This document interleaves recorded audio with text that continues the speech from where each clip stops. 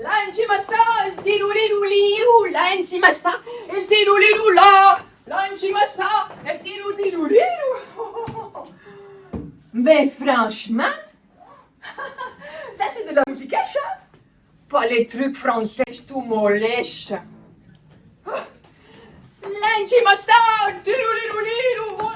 Bonjour madame, Bonjour. suis-je bien à l'heure? Mais trop tôt. Ah. Vous marchez dans mon balayage. Ça me casse sur le rythme.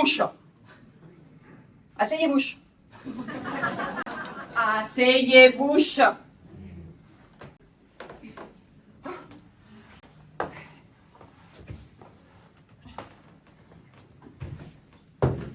Oui, pourquoi? Vous avez un problème? Vous pouvez tout dire à mariage? Elle est tenue au secret professionnel. Eh bien, disons que j'ai des angoisses. Oh, mais franchement, c'est pas un problème, ça. Moi, j'ai un super truc. Pour les angoisses sèches,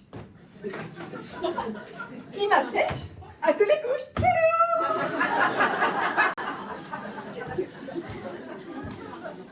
C'est trop bon. Vous en voulez?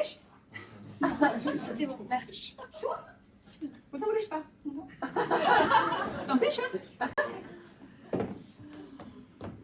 Levez les pièges. Pardon? Levez les pièges. Pourquoi je crois? Les pièges pour que je balaye. J'ai pas fini, je crois. Vous avez levé toute couche. Madre de Dieu.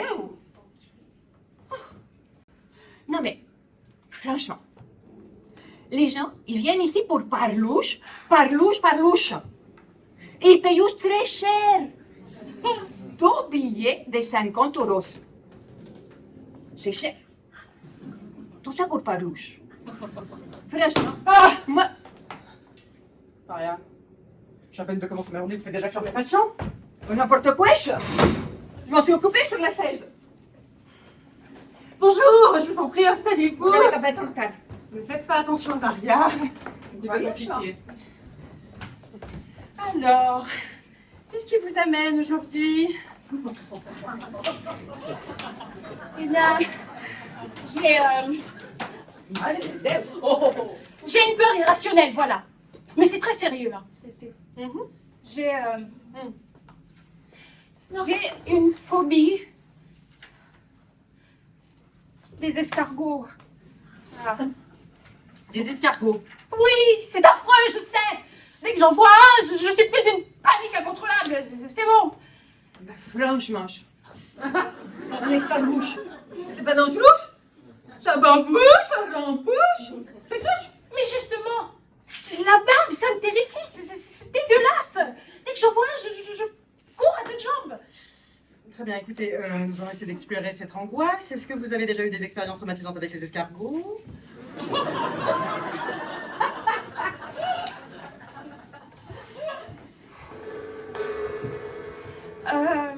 Alors, quand j'étais petite,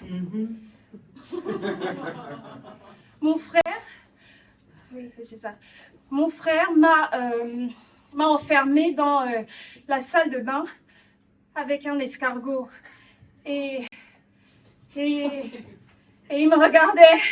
Et c'était un escargot,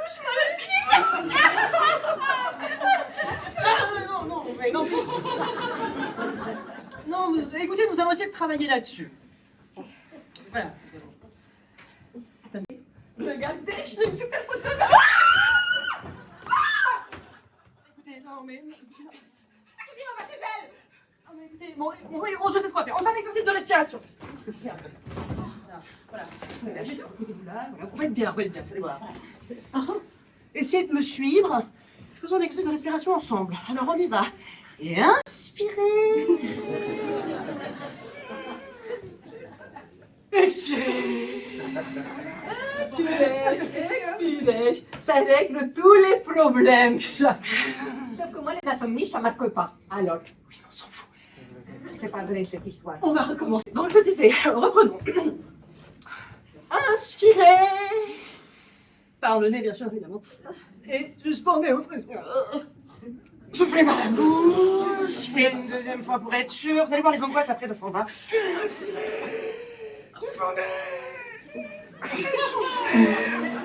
qu'est-ce qu'elle fait là? Elle est obligée d'être là.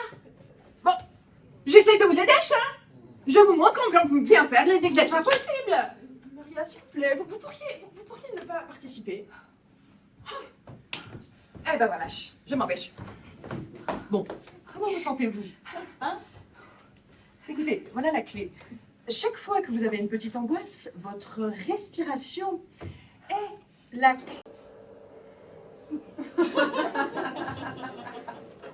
Pardon. Je disais donc, chaque fois que vous avez une angoisse, la respiration.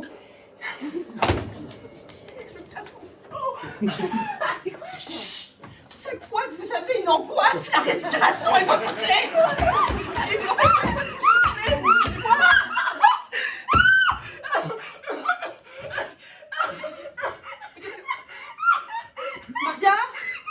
Maria, est-ce que vous pouvez porter un fauteuil de kilomètres, s'il vous plaît? Oh, Ça va, calmez-vous. Regardez, Maria, dépêchez-vous! Escargot, pardon! Il n'y a pas d'escargot, il n'y a rien, regardez! Mais où sont les Kleenex? Mais ça va pas la tête, mais j'en ai marre! Mais c'est quoi ça? mais j'ai ta dèche. Elle me crie tout le temps dessous. Pourquoi est-ce que l'être humain a toujours ce besoin incessant de cracher sur l'autre comme ça? Mais parce que c'est plus facile, voilà, Il est tout le temps ce matin. de rejeter la faute sur les autres que en fait d'accepter qu'on fait des erreurs. D'accepter qu'on fait des erreurs. Excusez-la, en fait, elle ne savait pas du tout ce qu'elle faisait. En fait, elle est maladroite, c'est tout. Oui. Ah bon, alors. Je suis bête. Est-ce que vous pouvez sortir? Eh ben oui, j'y vais. Voilà. Voilà, j'y vais. Tout de suite. Bon, qu'est-ce qu'on fait? Un petit exercice de respiration? Non, c'est bon. Est-ce que vous voulez un autre verre d'eau? Non plus, c'est bon. Bon, dans ce cas, est-ce que je peux vous laisser sortir? Oui, il a réglé 100 € en espèces de préférence, 2 billets de 50. Oui, je sais. J'arrive. À bientôt! Au revoir! Oh non, pas tant douce. Elle est patiche. Mais elle n'a pas payé, comment on va le faire? Elle va couler. Enfin. Partiche sans payer.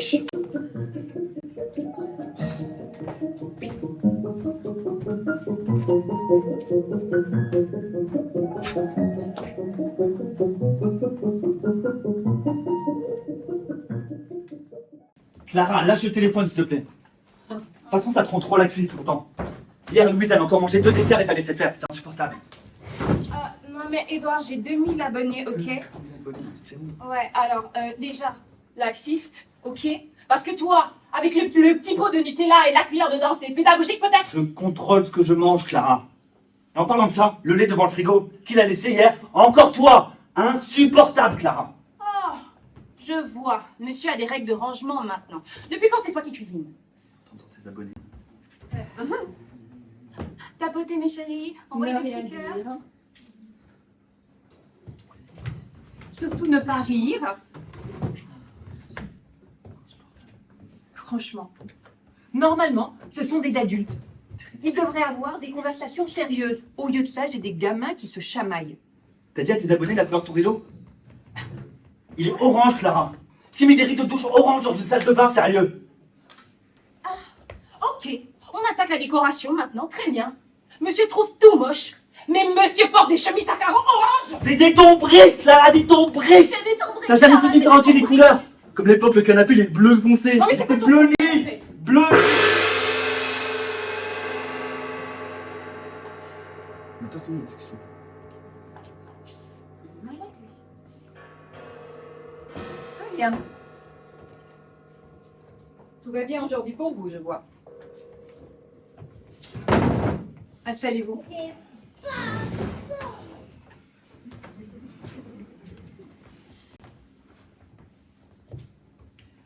Nouvelle règle.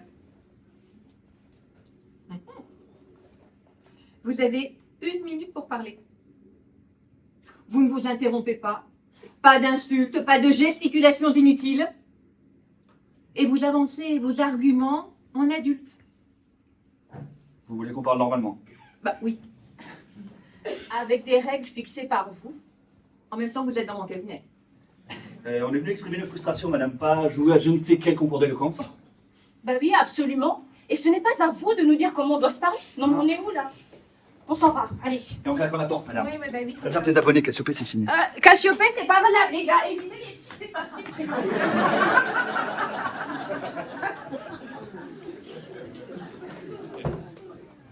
Et voilà. Encore 2 adultes incapables de discuter, sans se hurler dessus. On dirait vraiment que mon métier consiste à observer des batailles incessantes sur lesquelles je n'ai quasiment aucune prise.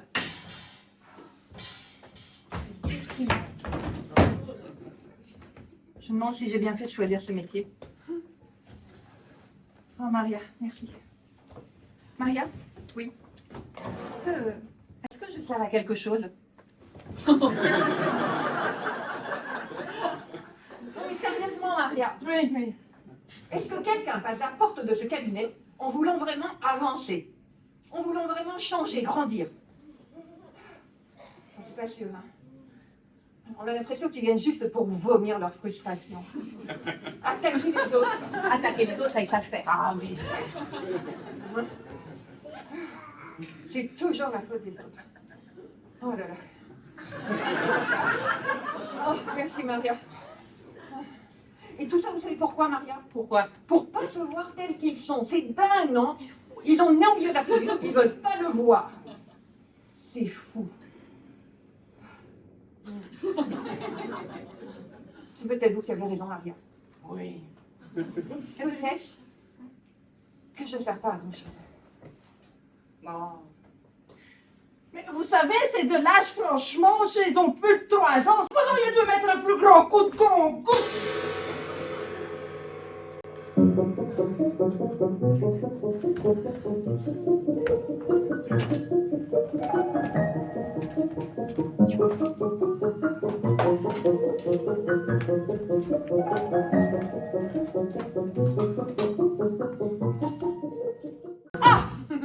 Te voilà.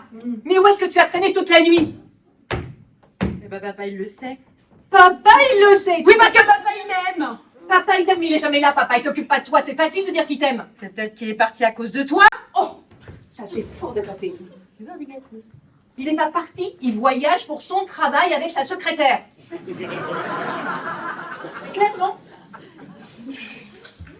C'est pathétique, maman. Et toi, t'es... Bonjour Lucie, bonjour Carole. Bonjour. Bienvenue. Alors.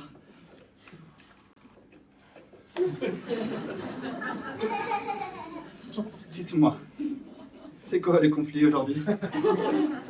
Elle ne m'envoie jamais de message. C'est pas juste un petit mot pour dire je suis en route. C'est quand même pas grand-chose, non?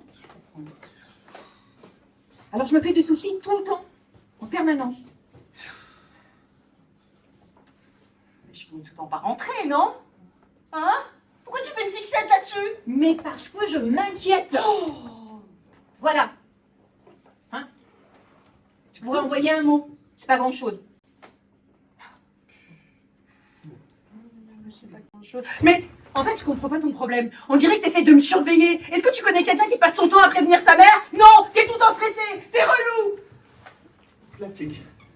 Mère inquiète, ado détaché.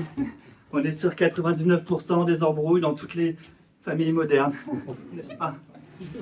On va essayer de trouver un petit compromis, vous voulez bien? Carole, pouvez-vous vous tourner vers votre fille, s'il vous plaît? Montrez l'exemple, Carole, s'il vous plaît, faites quelque chose, non, je sais pas. Merci. Merci. Lucie? Lucie? Lucie? S'il vous plaît. Pouvez-vous tourner vers votre mère, s'il vous plaît? Ok. Bon, est-ce que vous pourriez, je sais pas, essayer d'envoyer un message si jamais vous dépassez une certaine horaire? Je sais pas. T'entends pas? Ah, Vas-y, Marie, je sais. Vous aussi, vous êtes dans la guerre du téléphonèche. La quoi? Oui, oui, oui, le téléphonèche. Allez, viens par ici.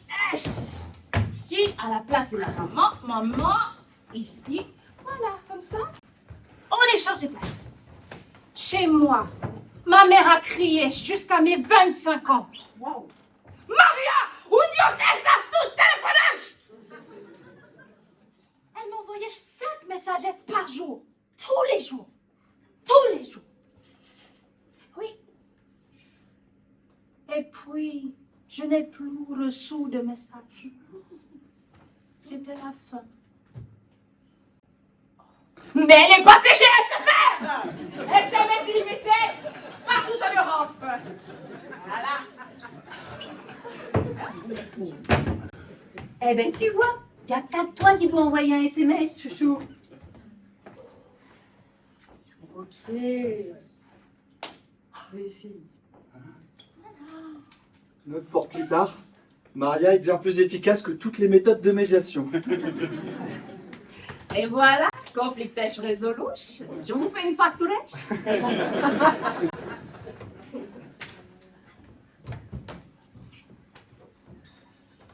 Et si l'humour devenait un outil thérapeutique, nos séances seraient bien plus fun et les patients nous craindraient moins? Pas bête, Maria, pas bête.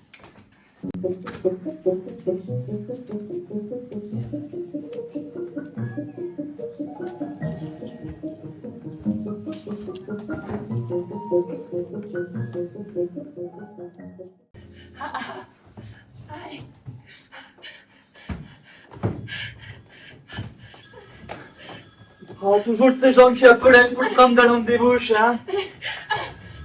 Mais il est pas là. Bon, on va gérer les chiens.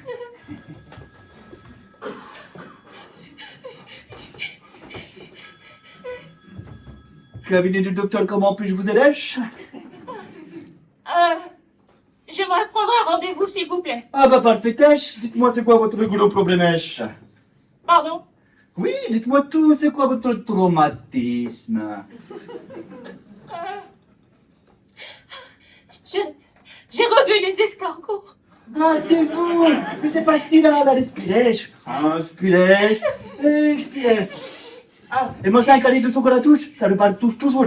Quoi? Oui, manger un câlin de chocolat touche et ça le parle touche. Maria! Qui vous a dit que vous pouvez prendre mes conversations? Moi, je fais du petit bénévolat puisque vous êtes toujours occupé. Allô? Ah, spilèche, spilèche, ah, spilèche, spilèche. S'il vous plaît, donnez-moi le téléphone, Maria! Allô? Oui, allô, est-ce que je peux vous aider? Vous voulez prendre rendez-vous peut-être? Non, ça va, peut-être plus tard. Vous êtes sûr? Oui, Mais je peux vous aider? Non, Je suis compétent. Non, c'est bon. Flash Mash, moi je comprends pas. Hein. Quand il suffit juste de les spilèche, hein? 5 années des tout douches pour ça? Vraiment.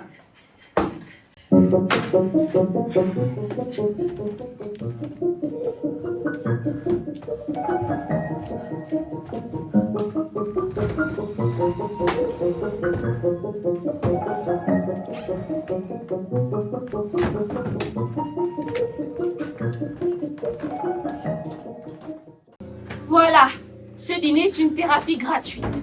Sans clients, sans rendez-vous, juste nous. Trop bien. Enfin. Ah, ça fait plaisir de se retrouver.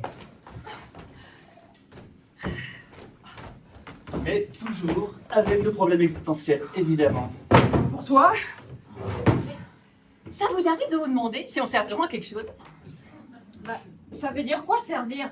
Enfin, je sais pas, tu veux dire quoi? Écouter, rassurer, faire avancer, Aider. Ouais, je sais pas, parfois on se trompe. Et puis parfois ça bloque parce que la personne est complètement bloquée et elle a parfois plus de bénéfices secondaires à rester dans la situation telle Ça, qu'elle. c'est vrai. Tu vois, les gens aiment bien rester bloqués. Mais j'ai justement, en ce moment, je travaille sur ça avec un des patients, je travaille sur le sens d'une maladie. Bon courage. Mais ce sujet. Alors, on t'écoute. Donc vous me dites en fait que si j'ai mal à la gorge, c'est parce que en fait j'arrive pas à dire ce qui me tracasse, c'est comme mon boss. Eh ben, il me file les boules et ben du coup je suis condamnée à avoir des mal de gorge. Oh, mais en fait, étant donné la conjoncture économique, ça veut quand même dire que là, je vais pas pouvoir changer de travail. Donc en fait, ça veut dire que je vais cumuler les angines. Donc ça veut dire que finalement, en fait, ma vie va être un enfer. Non, écoutez, voilà, essayez de réfléchir un petit peu à cette situation, et je me dis, quels sont les bénéfices indirects que vous avez à garder la situation telle qu'elle? Et qu'est-ce qu'elle me répond? Hein? J'ai pas compris. Classique. Non, écoutez, je comprends que ma question elle se mettre dans l'inconfort, mais il y a bien une raison. Enfin, quelle serait votre envie profonde?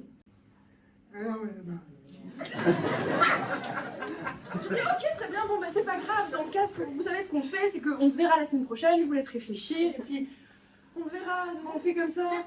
Attendez, oui, finalement, vous avez raison. En fait, le truc, c'est que, c'est vrai que mon boss me fait chier, mais j'ose pas lui dire à ce bâtard, parce que ça veut dire que je vais devoir quitter mon travail, et si je quitte mon travail, ça veut dire que, je vais enfin avoir une bouffée d'oxygène.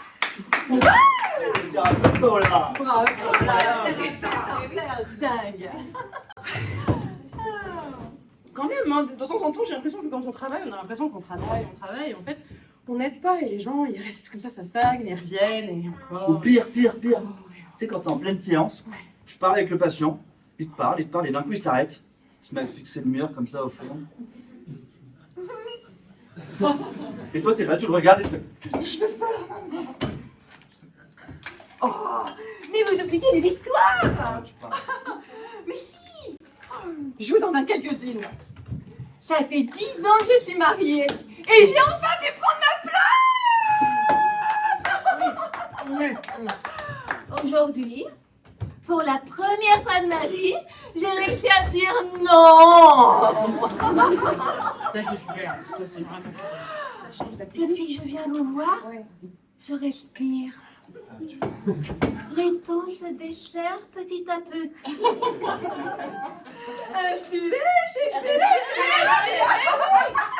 Oui, j'ai des victoires quand même. Mais c'est des sacrées Mais victoires, ouais, mais c'est vrai oui. quoi. Parfois juste un mot, ou même juste un regard. Un Tu sais, regard. bah oui, ça aide. Parfois, tu sais, ça peut provoquer une espèce de révolution intérieure. Ça change la vie.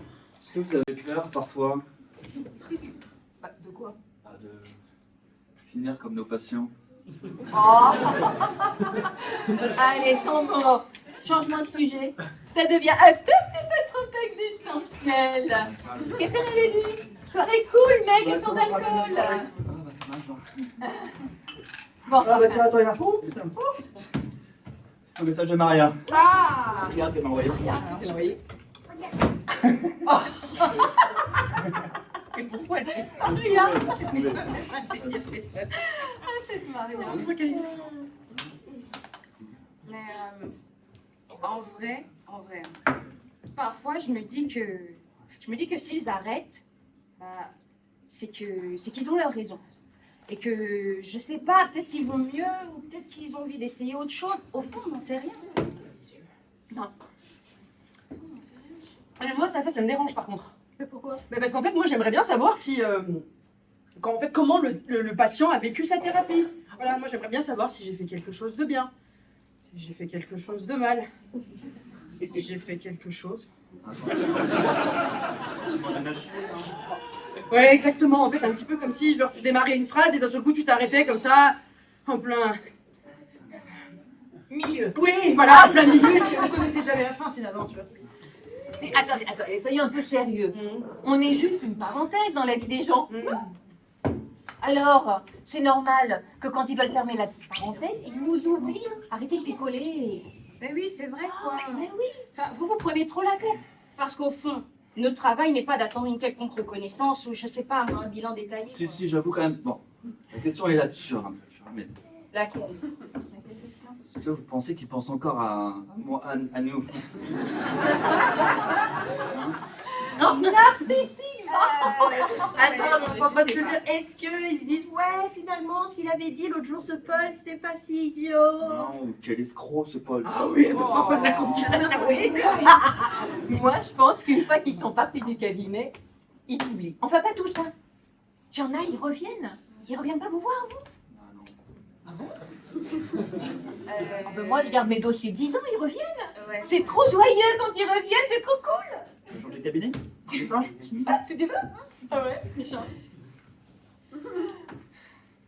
Bon, ça suffit là parce que c'est un peu long. J'ai sûr, regardez encore une petite vidéo de Maria. Regardez, Maria. j'ai pris dans sa piscine le plomb. Attendez. Voilà. Oh! Oh,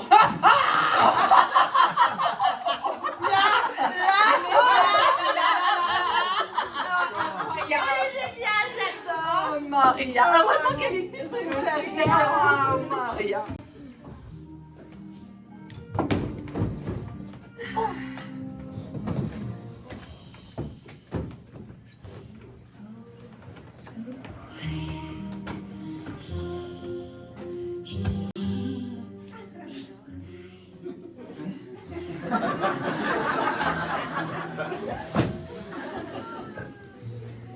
Vous savez, c'est la seule personne à qui je parle vraiment. C'est naturel en thérapie. Ce lien peut être fort, vous savez, mais il est là pour vous accompagner, pas pour remplacer ce que vous avez perdu. Mais quand je vous parle, c'est différent. Depuis que ma femme est partie, c'est bizarre ce que je vais vous dire, mais c'est comme si vous aviez pris sa place dans mon esprit. Elisio, Hein? ce que vous ressentez est un transfert. C'est un phénomène fréquent en thérapie, même nécessaire.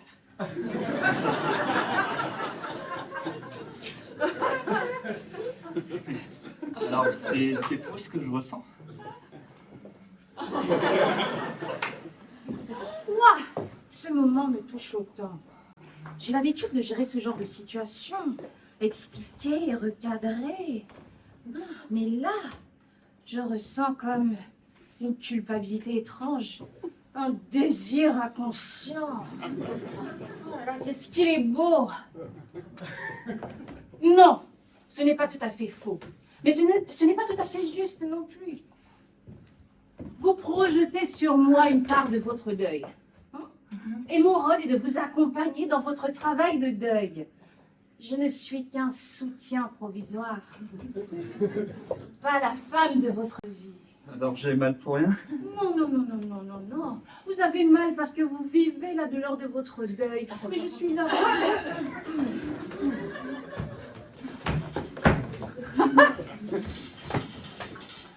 Vous accompagner. Franchement, j'ai jamais vu un patient sortir d'une séance en ayant l'air aussi perdouche. Qu'est-ce que vous l'avez fait? Vous en voulez?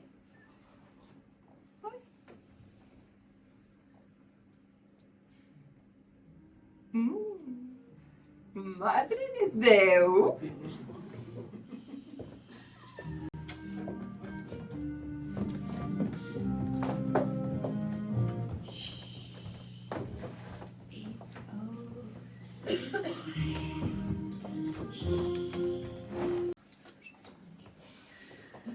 Sophie, vous avez l'air préoccupée aujourd'hui.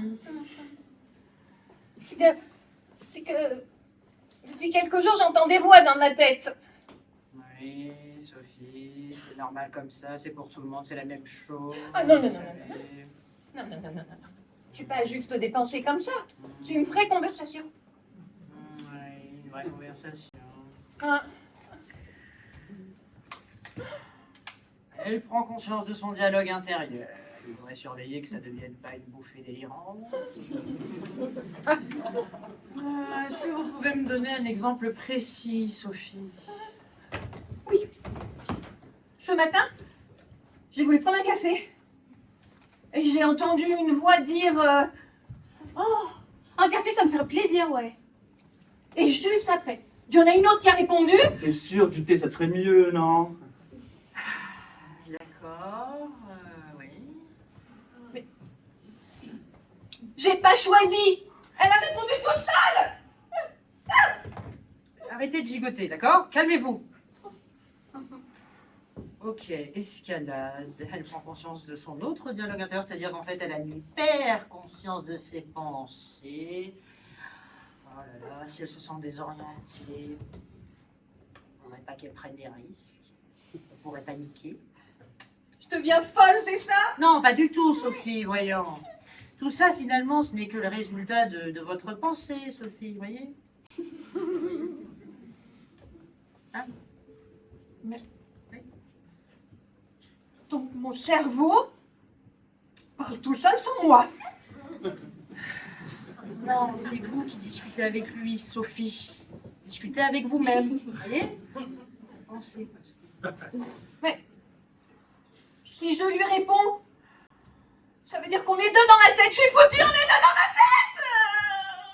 Ne pas dire oui, ne pas craquer, ne pas craquer. Non, en fait, Sophie, je vais vous expliquer si vous voulez. On a donc des cellules au niveau physique et des cellules au niveau mental. Au niveau mental, vous avez donc des cellules psychologiques. Psychologique. Et donc, finalement, quand vous parlez dans votre tête, vous parlez juste avec votre vous-même. C'est normal, Sophie. C'est comme ça chez tout le monde, oui.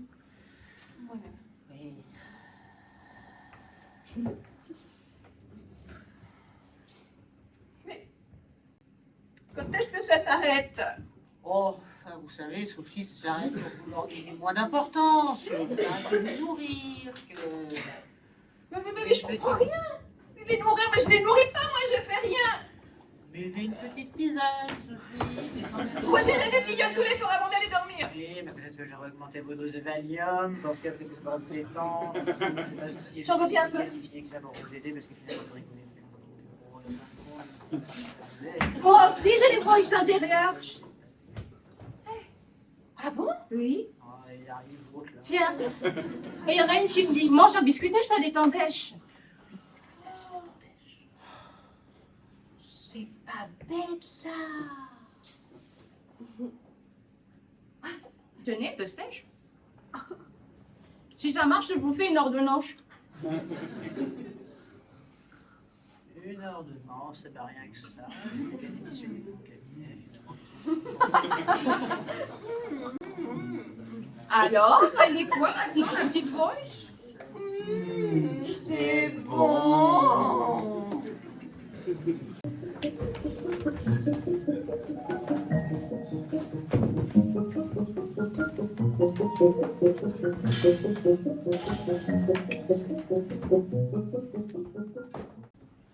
Bien. Reprenons doucement. Madame, vous expliquez, vous semblez ne pas vouloir aller en maison de retraite. Pouvez-vous expliquer à votre fils ce qui vous dérange? Je n'y suis pas opposée, mais je sais ce que je veux. J'ai eu tout mon temps pour y réfléchir. Maman, tu peux pas continuer comme ça. La maison est trop grande, tu vas encore tomber. Et après, tu veux m'enfermer préventivement? Mais c'est pour ton bien, maman. Non, c'est pour te rassurer, toi. Quoi, tu dis que je suis égoïste maintenant? Je dis que tu as peur. Et je comprends. Mais c'est pas une raison pour vouloir m'imposer ton point de vue. Juste pour apaiser ta peur. Alors quoi? Tu vas rester dans cette maison jusqu'à ce que... Jusqu'à ce que je décide de la fin. C'est mon histoire. Qu'est-ce que tu veux dire par là? J'ai longuement réfléchi. Zurich sera parfaite pour une femme médicalement assistée. Je plaisante. Et voilà. Il vaut de la discussion. Je me retrouve maintenant médiateur entre une mère qui veut choisir sa mort et son fils qui refuse de l'entendre. Mais pourquoi maintenant? Parce que je veux partir en paix. Je veux pas d'une fin imposée. Je veux avoir toute ma tête pour décider. Je veux que tu gardes une belle image de moi. Je veux pas devenir un fardeau, une préoccupation quotidienne.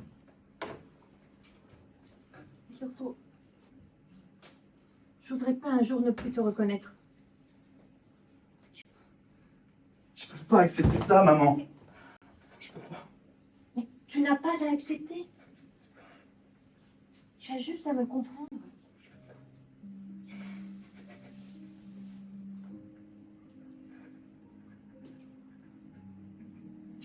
moi, s'il te plaît. J'ai besoin de toi. C'est dur d'entendre ça. Je me rappelle de quand ma mère, atteinte d'un cancer généralisé, m'a demandé de cesser les soins. Je ne veux plus être le cobaye d'un énième traitement expérimental. Je veux partir maintenant, en ayant toute ma tête, en choisissant le moment. Es-tu d'accord? À ce moment-là, où se trouve l'acte d'amour? Dans l'acceptation du besoin de l'autre? Dans le refus pour le garder auprès de soi plus longtemps? J'ai dit oui. Et nous avons pleuré. Ce fut notre dernier échange. Bon voyage, maman.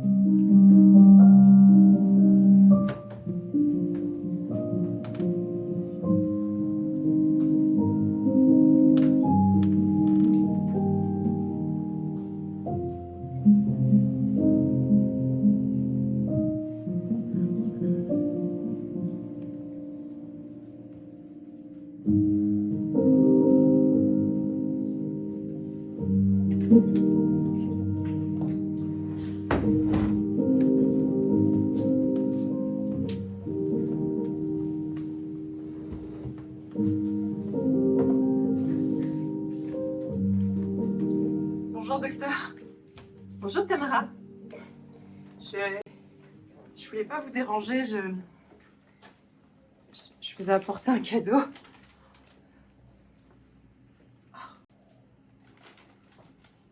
Une patiente qui revient pour dire merci. C'est rare. Vous avez changé ma vie. Je sais pas quoi vous dire. Ah, merci suffit.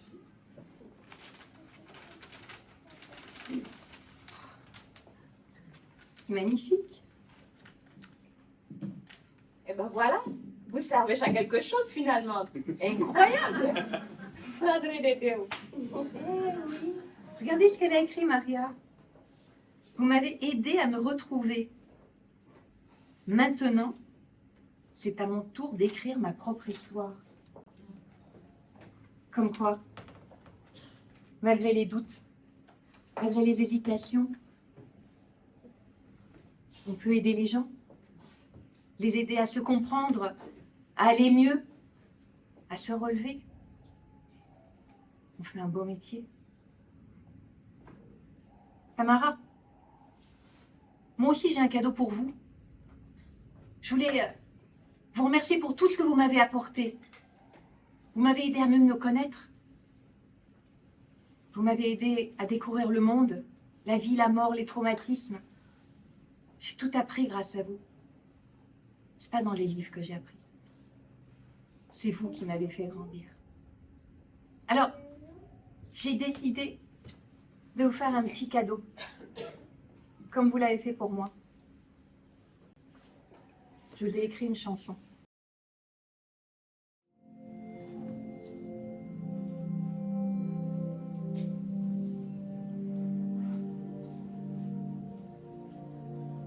Garde-toi, tout est là, à l'intérieur de toi. T'as oublié qui tu étais, ton âme s'est voilée. Relève-toi, même si tout vacille. Parfois, le monde attend que tu viennes rayonner.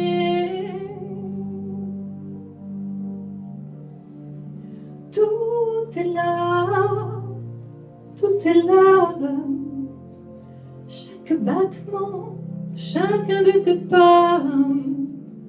Écoute ton cœur, il connaît la voix. Tout est là, à l'intérieur de toi.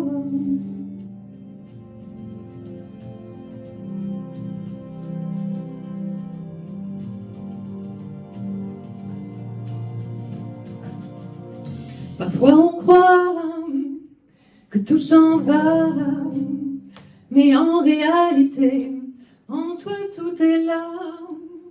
Tourne ton regard vers ton propre éclat, tu verras la paix juste là. Tout est là, tout est là, ce trésor vivant que tu portes en toi. Même dans l'ombre, il ne fléchit pas. Tout est là, à l'intérieur de toi. Dans la tempête, respirer va. Prends de la hauteur et passe en apesanteur. Si tu changes ton regard, l'univers s'ouvrira. Et ton ombre deviendra lumière et douceur. Tout est là, tout est là. L'univers n'attend plus que toi. Brille sans crainte et confiance en toi. Tout est là, à l'intérieur de toi.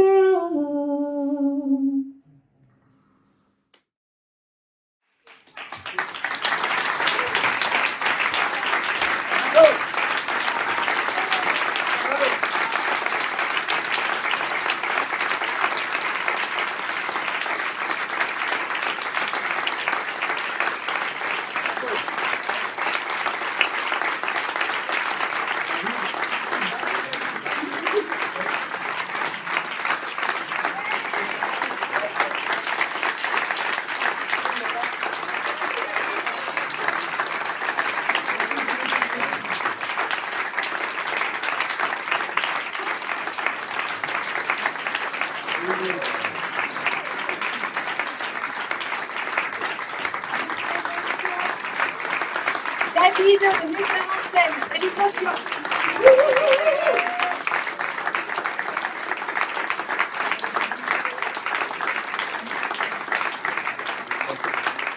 Je voudrais aussi vous présenter Hélène de Backer, qui a composé la musique de la chanson que j'ai écrite, mais que vous n'avez pas pu entendre. Désolée Hélène, viens avec nous s'il te plaît.